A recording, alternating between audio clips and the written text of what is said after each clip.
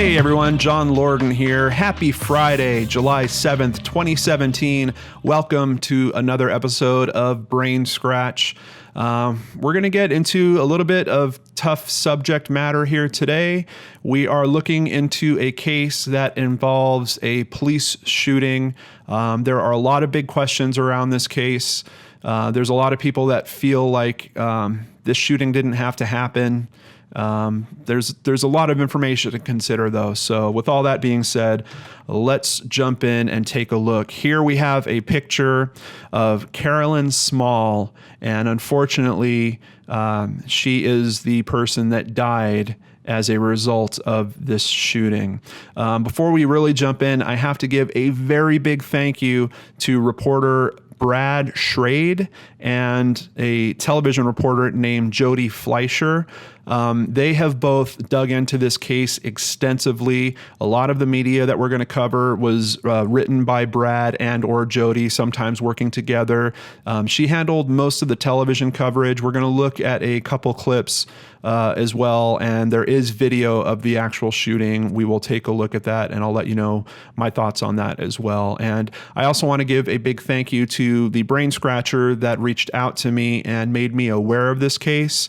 I don't know if he wants me to say who he is or not. I actually bumped into his name somewhere along my research here, so I'll keep his name out of it, but I really appreciate that he brought this to my attention. I don't know. It's really kind of heartbreaking that a lot more people don't know about this. When I went looking on YouTube for videos on this, I only saw a few videos, which were primarily of the newscast and then the Dashcam footage, but I saw nothing for anyone retelling this story or trying to raise exposure to it. So I'm hoping that's what I can do here. So with all that being said, let's start with the Dashcam footage, because that's kind of important for this story. Here we can see it's a bit of a normal car chase, but a little bit low speed, and there is a vehicle that is losing control, gets pinned by a police cruiser. It's got either a power or telephone pole behind it, and then the car that the dash cam is in actually kind of pins her in by the front. There we have an officer. It looks like he's swinging around to try to get to her door, but then he stops and runs back. A lot of screaming for her to get out. And here she pulls forward again, and unfortunately, now, sounded like 7 shots to me. I believe in the official reports, they say that it is 8.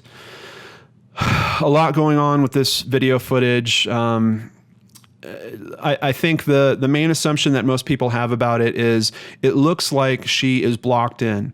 Everyone admits she's trying to get away. She's throwing it in reverse. She's backing up against the pole. She's throwing it in drive, and then she's running forward into the car that this dash cam footage is from. Nobody denies any of that. The big question in this is, did those shots need to be fired?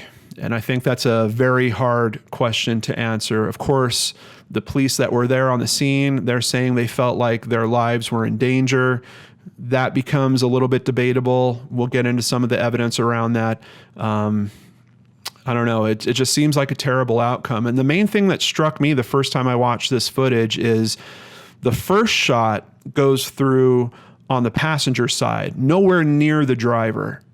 Why couldn't they have fired that as a warning shot and then held off to see what her next move is, and then tried to get her out of the car, maybe by even pumping 1 or 2 more over into the passenger side? You know, you think of the mentality of what's going on here. She has just been hit by a police car, and then another one pulls up. I don't know if it really tapped her when it pulled up, but she is now obviously in this mentality of she's in fight or flight, and she needs to get out of this situation. And we don't even know the backstory here. We don't know what's going on with this woman at this time. Is this really being handled the best way that it could be? I don't know. Let's continue looking into the story and seeing if we can learn some more about all of this. Miami Herald wrote kind of a good synopsis on what's going on in this case. So I just want to start with that. A police officer responds to a call of a woman doing drugs in a parking lot. When he tells her to shut off the car, she takes off. A 4-mile low-speed chase ensues. It ends when a police car bumps her vehicle, spinning it to a stop. With one police car sitting nose to nose, another on her passenger side, a utility pole behind her, a ditch on her left, and all 4 tires gone, Small has nowhere to go. Still, she shifts into reverse and then forward, banging uselessly against the utility pole and the patrol car. Police yell at her to get out. Instead, she tries again, back against the pole, forward, bumping the car. And Sergeant Corey Sasser and Officer Todd Simpson opened fire, tattooing her windshield with .45 caliber rounds. Afterward, they discussed their marksmanship. I hit her right in the face, right on the bridge of the nose, says Sasser. Simpson waves off a former EMT who approaches to render aid. She's dead. I shot her in the head. Her head exploded. Small actually died 7 days later.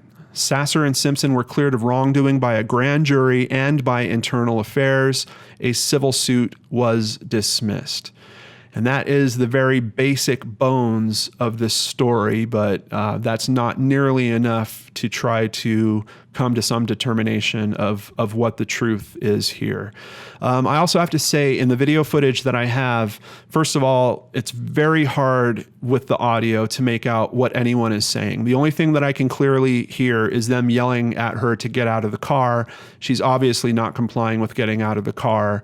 But I really can't make out any of the other dialogue. From what I understand, the original Dashcam footage is about 30 minutes long, and that clip that I played for you guys, I think, is only 3 minutes, just a little over 3 minutes on its total length. So it could be that these quotes that we're hearing from the officers are from the extended footage. I don't know if that's been released anywhere. I haven't bumped into that version. So if you do, or if you know where it is, please be sure to drop it in the comment box and let the rest of us know so we can take a look at that also. However, from what I've seen, no one really disputes that this is what they said. So I haven't seen anyone come back and say, the officers never said that. So I don't think that that is necessarily in dispute, but I just have not seen a good source to really confirm that.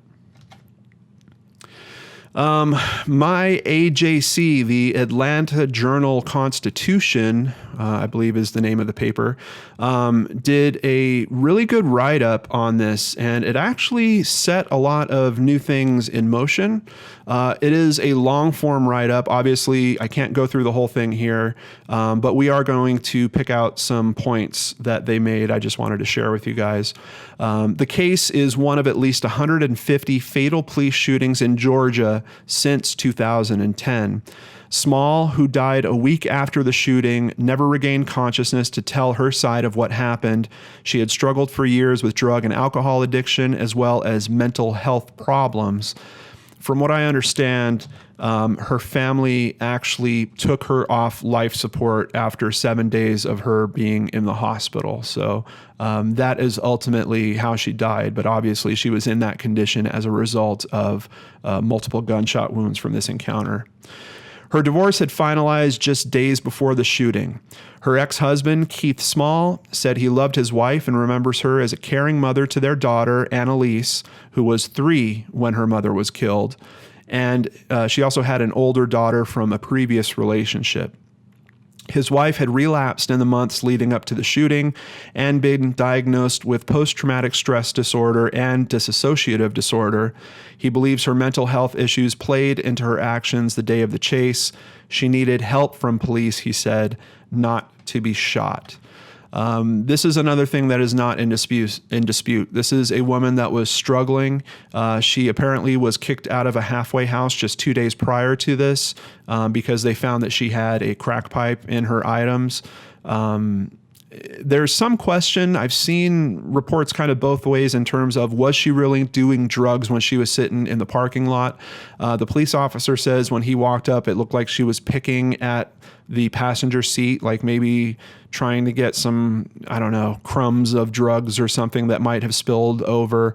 But then I've seen other reports that say she wasn't even actually using drugs. I do see reports that say she had a half-empty bottle of vodka in the car with her as well. So I think it's pretty clear that she was under the influence. I believe the toxicology actually came back and noted alcohol as well as cocaine being in her system. So it's already a tough case because there's so many aspects that are working together to make this horrible situation. But she wasn't just a junkie, her ex-husband Small said. She was a mom. She was a college student. She loved painting. She loved to read. I do want more people to understand that she just wasn't some horrible person running away from the police, because that's not who she was at all. And here we can see a close-up of the window with the gunshots in it. If there is only one article that you read on this case, make it this article. This article is extremely well done. It has most of the major story points in it, and her family even noted that this article gave them information that they had no idea about in terms of what happened to Caroline in terms of this event. And it actually spun them, it moved them into starting a whole effort to try to get this case looked into again. And why did they have to do that? Well, here is another article from myajc.com. This was a murder, and it was covered up, according to ex-Glynn County prosecutor. Former DAs say their boss breached ethics, mishandled fatal police shooting of Caroline Small. What essentially happened was you had an acting DA that went to the police station, heard about this tape, said, you know, he really usually supports officer-involved shootings, watched the tape, and apparently was sickened by it almost immediately on the spot. He had made some public comments that he was going to seek justice in this case, but then he was only the acting DA. All of a sudden, someone came in that ran for DA, was helped by Police Chief Matt Dormer, I believe is his name. We'll see a little bit more about him later. And won the position. As soon as she becomes the DA, she takes this case away from the acting DA that was working it, fires him 2 days later. There is actually multiple employees that come out in this article either saying they were either intimidated if they brought up this case with her, and in some cases other people had been fired as well. Let's get back to this article. Brunswick District Attorney Jackie Johnson, she's the new one, fired one prosecutor for his outspoken determination to prosecute the 2010 shooting, and she excluded the others who best knew the evidence. The case languished for a year before Robert C. Sasser and Michael T. Simpson were cleared by a civil grand jury in 2011 amid a series of questionable and irregular legal maneuvers. Sasser and Simpson remain in law enforcement today. We have a little update on one of them that we'll get to later. Johnson gave the officers the case file almost 2 months before the grand jury met and allowed defense attorneys to cross-examine witnesses in the grand jury room, unprecedented actions in Georgia grand jury procedures. The former Brunswick prosecutor says Johnson's actions violated prosecutorial ethics and betrayed her duty to uphold justice. They also say that Johnson had a conflict of interest because she was concerned about damaging her relationship with the Glynn County Police Department, where the chief actually helped her win this election, essentially, and should have disqualified herself from any involvement with the case. I think it's also worth noting she delayed the processing of this case by a year, I believe under the guise that she needed to get acquainted with the case herself once she had taken it over from the people that were already familiar and involved with it. The GBI agent who supervised the investigation in 2010 told the AJC in July that Caroline Small's killing was the worst police shooting he'd investigated in 2 decades of work. And the GBI, the Georgia Bureau of Investigation, was actually brought onto the case by Glynn County police department. They actually asked the GBI, I guess this as a normal course of procedure, anytime there's an officer involved shooting, they ask the GBI to come and investigate, review the area. There was a lot of conflict going on between the two departments as soon as the GBI showed up. The GBI notes it. The police officers also note it. There's criticism about the GBI, how they were investigating, that they had a technician that was crawling on the hood of the car because he was looking at the bullet patterns, and they were saying that he was damaging a crime scene by crawling on the hood of the car. So just a lot of back and forth here, and ultimately this would turn out to have a bunch of changes in terms of how the GBI works with police departments when they're investigating, where they now have these procedures in place where basically the police department has to move off if they want the GBI to investigate. They have no place. This is not a co-investigation that happens in cases like this. The GBI is supposed to be able to independently investigate now without interference by the police department as it's going on. Johnson, for her part, has refused to discuss the case and has declined interview requests. I do not want my words used out of context to compound the tragic nature of this case, Johnson wrote to the AJC November 12th. I respect the Glynn County grand jury's findings that the officers acted lawfully. Even though there's a lot of question in terms of how she handled that grand jury and that whole process. Glynn County Police Chief Matt Doering was working behind the scenes to help Johnson reach her political goals. This is where we get into a bit of a conflict of interest. Johnson announced her intention to run for the DA's job on June 21st, 3 days after Small was shot. Within hours of the afternoon shooting, Doering told local Brunswick media that the officers feared for their lives and had no choice but to fire, a version the officers themselves claimed as the case unfolded. So as you can see, we have multiple levels of issue going on with this case. At the initial level, we have the shooting. Did it really have to happen? Did those officers truly feel like their lives were at risk? We then have another level where the GBI comes in. Their investigation is being questioned. Their outcome is very plain. You can find comment after comment from people that were working for the GBI saying they thought that this shooting did not have to happen. Then you get to this judicial level of issue around here where you have an acting DA that is basically booted out by someone that comes in to get the job only days after this shooting had happened. The person gets that job with help from the Glynn County Police Chief, Matt Doering, who is essentially sending letters to people trying to get her elected. She does get elected. She does some strange things in terms of how the grand jury works. She gives them case information that quite typically they wouldn't typically have at that part. There is a time where if it went to a full-blown trial where they would be sharing that information. But at this point, when the charges aren't even being given yet, that certainly wouldn't be happening.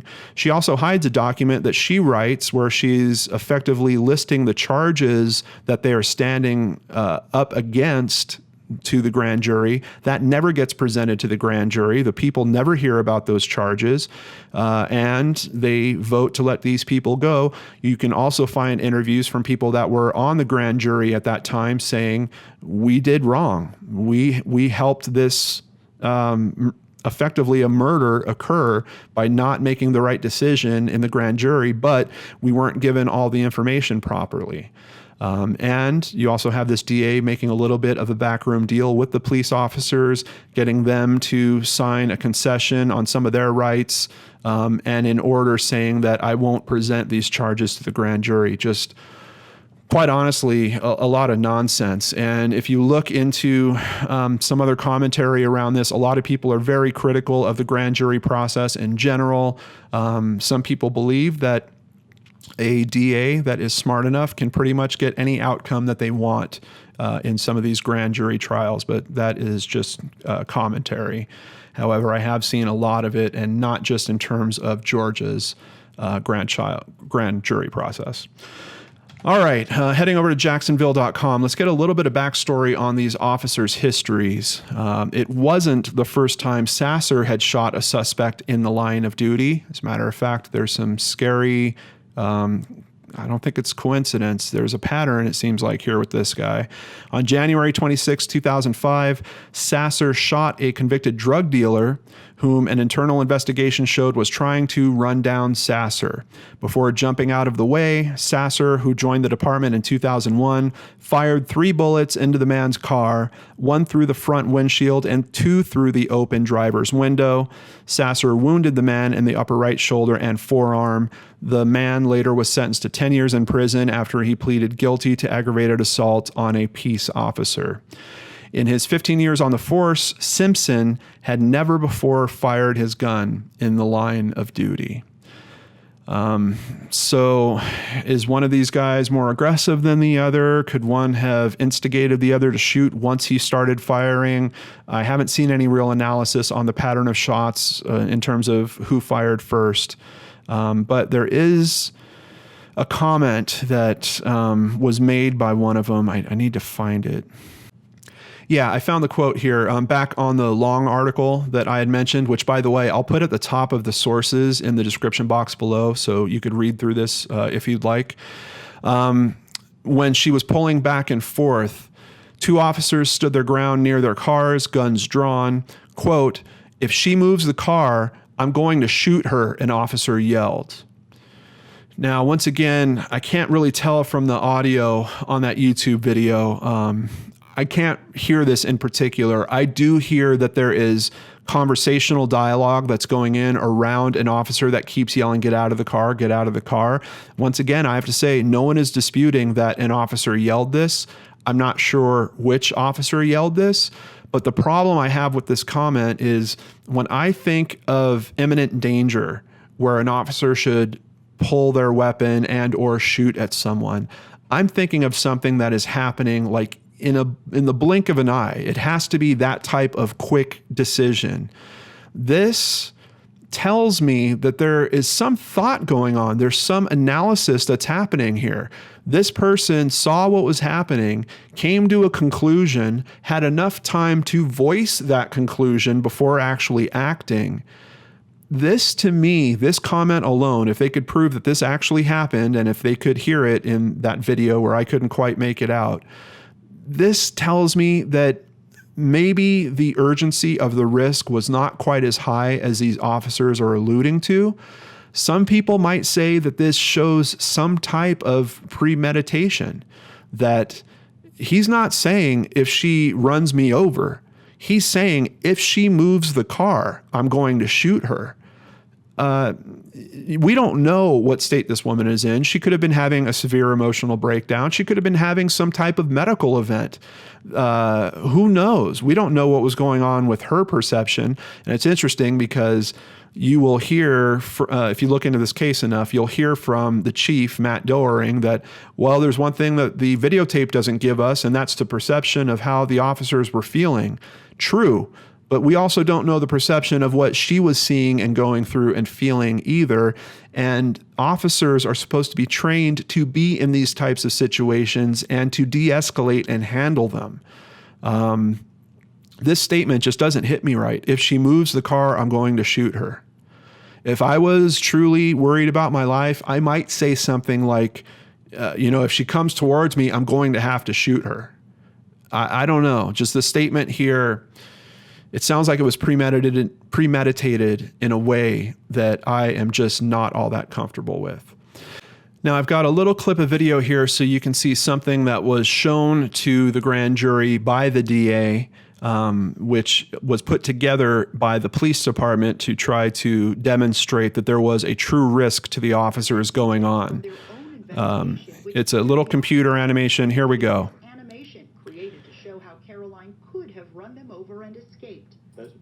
So that is, according to some people that worked for the GBI, that model is completely faked and is missing a few critical points of information. Number one, they're saying the measurements are just completely wrong. Number two, it doesn't consider the fact that the tires were gone off of her vehicle. Her turning capability was severely limited. You could see that she couldn't even keep it in control. In the video that we watched early on, she's fishtailing back and forth because it's just sliding all over the place. So for you to think that you're able to be in that tight of a situation and to be able to turn your car that hard when you've got no rubber on your tires doesn't seem very logical.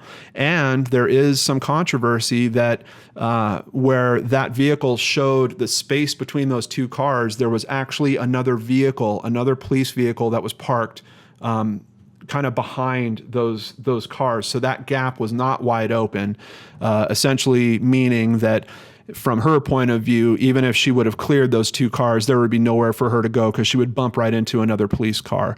And I think it was a Bronco. Supposedly, that third vehicle was moved, I think, before even the GBI showed up. So that starts becoming a question of, do you now have the police department manipulating the scene to support this story that these guys thought that their lives were really at risk?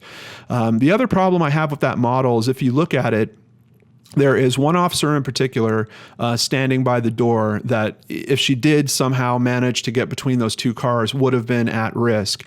If he would have taken a few steps to his left and been on the back corner of the other car, that wouldn't have been the case. So you also have a question of, do we have officers putting themselves in situations where they are at risk and then acting like their life is being threatened for a decision that basically they made to put themselves there? He could have just as easily moved to the rear of the car. I mean, if he didn't want to risk, part of the story is they don't know if she's armed or not. So maybe he didn't want to risk stepping out into the open to his left to get behind that car.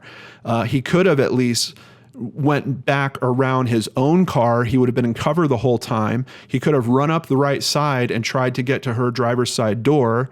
And also keep in mind, we had another officer. Are they trained differently or what? I don't understand. But we had another officer that we saw in the footage that was going around behind the pole and was he was probably at most 10 feet away from her door, and then he pulls back away. The official story as to why he's pulled back away is because he looked up and he saw two officers with their guns pointed essentially in his direction, and he knew that he was in the line of fire if they started shooting. If those guns weren't drawn, he could have been the guy to get to the door, pull her out by force if that's what it took, and ended this whole thing. But why? If we're talking about guys that are finely trained, what is going on with that whole mechanic where we have one guy that's essentially getting in the line of fire for doing something that I think would probably be the proper process, which is get her out of the driver's seat so they can minimize the risk to themselves and the people around them. Instead, you have officers shoot her, effectively taking the person that has control of the vehicle out of play and then turning that vehicle into what? Just a random object that can go careening in any direction. She could have died with her foot on the accelerator and launched in a completely different direction. I really struggle with this. I'm not seeing a finely tuned process here. If that one officer was wrong for swinging around the back trying to get to her door, man, it would have been great for someone to talk about that aspect. But quite honestly, even in the research I've done on this, I have not found anyone that has raised that point. Who's following the right procedure there? Because their procedures are conflicting with each other. Someone is obviously wrong. If it's not the guys that are shooting, it's that other officer that was swinging around the back. Was he ever reprimanded? Nope. Not according to what I can find. He wasn't. And neither were the guys that did the shooting. Yeah, sorry guys, this one is just very emotional for me. I hate seeing situations like this where I don't believe either procedures are not being properly followed or those procedures are very badly designed. But let's continue here. Back to a different article at myajc.com. Should officers shoot at unarmed suspects in cars? This is talking about a different case where another man was shot in his vehicle. His last name is Rogers. Rogers is the 14th Georgian fatally shot by police in a vehicle since 2010, despite the fact he didn't have a gun or other weapon that threatened the officers, according to AJC data. The GBI revised its use of force policy in June to strongly discourage agents from firing into moving vehicles. A few days earlier, San Francisco adopted a ban on officers firing into a moving vehicle unless occupants pose a threat with some other weapon. Philadelphia tightened its policy a couple years ago to restrict officers from firing into vehicles unless they are being fired upon. I mean, think about it. In this situation, the vehicle was pretty well boxed in, but in a lot of these situations, they take out the driver. That car could go careening off into the public, into businesses, into homes. How do you control a vehicle when you've killed the driver or incapacitated them with a gun? It's just not a good idea. Experts say firing into moving vehicles is dangerous, is ineffective to stop the vehicle, and poses unnecessary risks for officers and the public. U.S. Justice Department guidelines have discouraged the practice. New York City was one of the first agencies to ban officers from shooting into vehicles more than 4 decades ago. I just have to say, this is another thing that drives me insane about police procedures in our country. Why are they so different, not just from state to state, but from county to county, from town to town? How come you have a great idea put into place 40 years ago that has not propagated through the rest of the country and been adopted by all those departments? Where is the overarching infrastructure to say, here is the best way for us to conduct our business, and let's share that with other departments so we can minimize their risk and risk to the public? This country is seriously missing some type of architecture to share proper policing procedures and good ideas, and to make sure that these departments are following them, at least in the opinion of this guy sitting on YouTube here. Still, many departments across Georgia and the rest of the country don't have policies or adequate training that address how to deal with suspects in cars. Talking about this case in particular, once again, if you look at that map, you've got one guy that was standing in this potential risk path, which could have been mitigated if he would have simply moved. Vehicles can move fairly quickly, but when you have an older car like that, I think she was in a late 80s Buick, it was already a low-speed chase the whole time. You know that the tires have been taken out by spike strips. Just where is the risk? If you are just simply logical about where you place yourself in relation to that car, particularly if you keep another car between you and that car, you're probably pretty safe.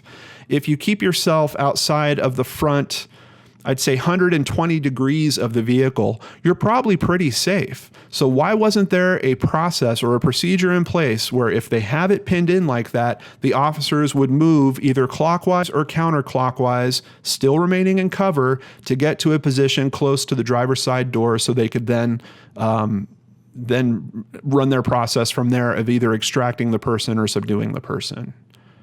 There's no logic in what I'm seeing in this video. And if that's the proper police procedure, that procedure is busted. Another article by My AGC, which I think all of these have been written by Brad Schrade. This one is from February 14th, just last year, 2016. A Glynn County grand juror has formally asked for the Carolyn Small police shooting case to be reopened, calling the way it was handled by Brunswick District Attorney Jackie Johnson in 2011 a stain on the reputation and credibility of her office. Boy, do I second that notion after looking into this case. Frank E. Booker III penned a stinging 4-page letter to Johnson on January 29th, asking her to recuse her office from the case. He asks for a special prosecutor to be named and for the case to be presented to a new grand jury. This undermines my confidence in law enforcement and the judicial process in Glynn County, Georgia, Booker said. If it could happen to Small, it could happen to me, it could happen to you. He said that when he sent the letter to Johnson out of a sense of duty to uphold the oath he took when he became a grand juror last fall, He sent it certified mail the day after a town hall meeting, but as of Friday, he had not received a response from Johnson. I sincerely doubt that he ever got a response from her. The Justice for Caroline Small effort took shape last summer after the AJC Channel 2 investigation that uncovered details of the case that her mother and her friends say they never knew. I mentioned this a little bit at the start of the video, and they do have a website here, Justice for Caroline. We're going to look at that a bit more as we move forward. But before we get to that, we do have some information from March of 2016. Police officer who shot Caroline Small has died.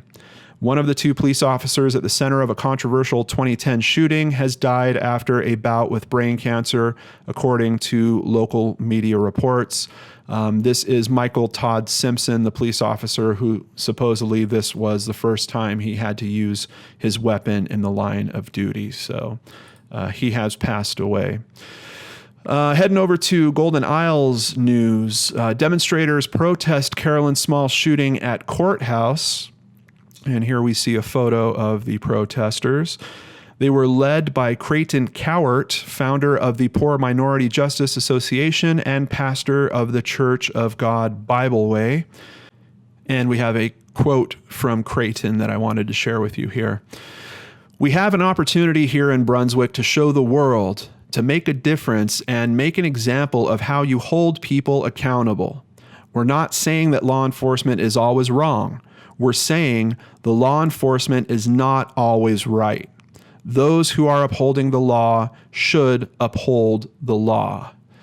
And I can't agree more. And that does not mean using the law to protect the interests of your particular division or your particular police department. It means using the law for justice to actually serve the people, which in this case, there is a giant question mark for me if that has actually occurred. So yes, justiceforcaroline.com is the webpage the family has put together for their efforts. You can come here and read through the facts that they were surprised to learn about. They were also quite shocked at the officer's behavior in the aftermath. Once again, with the conversation about where they had shot her, stating that her head had exploded, denying some medical treatment to be able to get to her immediately.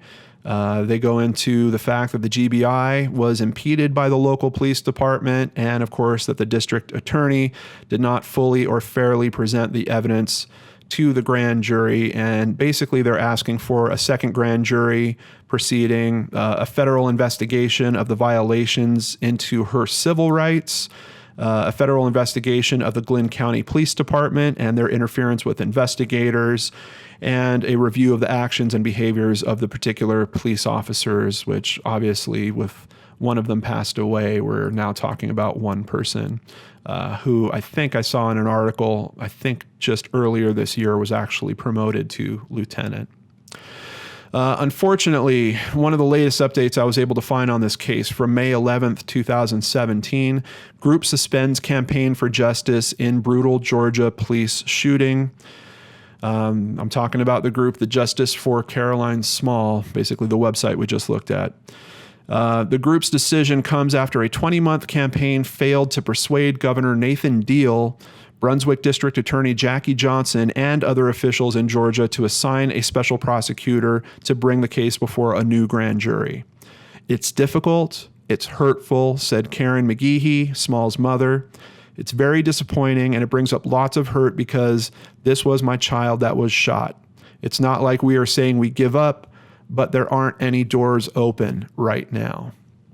And one of the things that I saw on their website, Justice for Caroline Small Group, was they tried to do a go petition on it, and it only has 679 signatures. It was started August 26th of 2015. I'm going to ask all of you wonderful brain scratchers, despite the fact that the family seems to be retracting from their effort right now, if you guys were moved by this episode, if you feel that this should be looked into more. I'm not even saying that justice wasn't necessarily served. I just think it wasn't given a fair shot. If you believe that much, please do me a favor and consider using this link below. I'll have it in the description box below so you can get to it really quick and really easy. You can sign this petition. You don't have to sign up for an account here or anything like that. Let's please increase this number together, you, my Brain Scratcher audience. So if nothing else, we can give a message to the family of Caroline not to give up, that we're out here and we care about this. And it's a shame that this case is not getting national attention. I'm amazed at the job that the local press did on this, but unfortunately, some of these things need to be raised to a different level. And I'm thankful that me and you, that this particular audience are the ones that are going to help spread the information about this case. This case deserves to be looked at more. It deserves to be talked about more. Tell your friends about this. Send the video to them. Let them review it for themselves. There's plenty of press on this case. I've got a great source of links for you down below, but it's interesting, for all the press that there is, it ends very abruptly, and there's really I didn't bump into any articles that were international level or major news organization level. I ran into a few people in small news that were really trying to make a difference here. And I don't think that effort has truly died out yet. At least in my heart, I want to believe that it hasn't. So once again, I just have to give a very big thank you to reporter Brad Schrade and the Channel 2 Action News reporter Jody Fleischer for trying to use real journalism, which is rare to see these days, and they did an excellent job in terms of their research and bringing this story forward. But now we need other people to carry their torch and to take this story out to every corner and let people know about this. This just should not have gone down like this. This is a woman that was struggling, admittedly. This is a woman that made a lot of bad decisions. But should that have been the last day that she was awake and then eventually the end of her life? I don't believe that that's true. And I believe that things need to be done so stuff like this can be avoided in the future. And I'm hopeful that maybe you have that amazing idea out there about how to raise attention to this or to get more people to understand, or maybe you have the idea that stops this next case from happening. I don't know. I hope that you guys are motivated to think and talk about this as much as I am now motivated after looking into this. And once again, thank you to the Brain Scratcher that sent this case to me. And I'm just really sorry that there are so many of these cases that we have to look at. But when is someone going to hold these police departments responsible?